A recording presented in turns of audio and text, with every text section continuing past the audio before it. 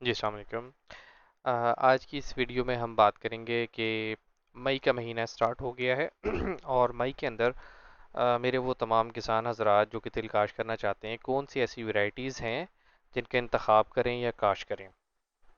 तो सबसे पहले मैं एक थोड़ी सी चीज़ आपके साथ शेयर करना चाहूँगा कि कुछ हमारे दोस्त हैं जिन्होंने मार्च के अंदर भी तिल काश कर लिया है। एक्चुअली तिल का जो काश का आइडियल मौसम है वो 15 मई के बाद से स्टार्ट होता है।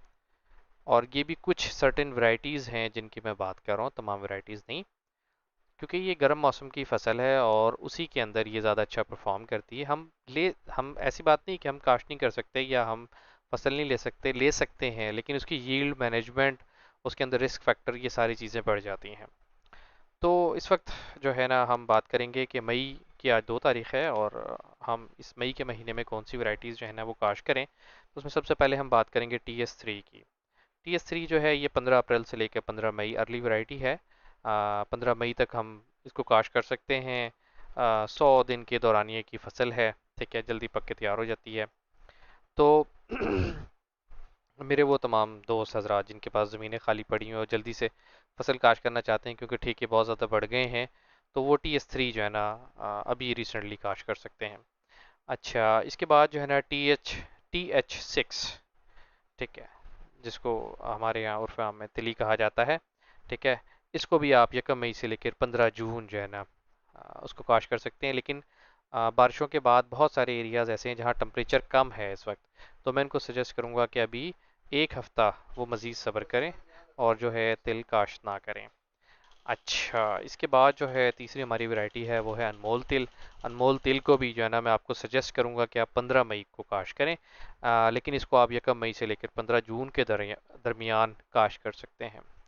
आखिरी जो लास्ट है हमारी वो है ब्लैक किंग। ब्लैक किंग ये काले रंग के तिल होते हैं और ज़्यादातर हमारे यहाँ पे हिकमत के अंदर जो हकीम हजरात हैं वो उसके ऑयल को या तिलों को एज ए मेडिसिन के तौर पे यूज़ करते हैं। तो उसको भी आप जो है ना वो 1 मई से 15 जून के दरमियान काश कर सकते हैं।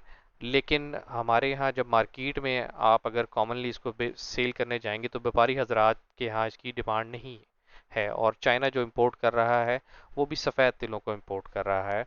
बल्कि मैं आपको सजेस्ट करूंगा कि आप अगर आपके पास अपने घर का सीड है या आपने किसी अपने दोस्त से, अहबाब से या कहीं से परचेज भी किया है तो काइंडली एक दफ़ा अपने सीड को लाजमी देखिएगा कि उसमें एक काले बीजों की तादाद तो ज़्यादा नहीं है।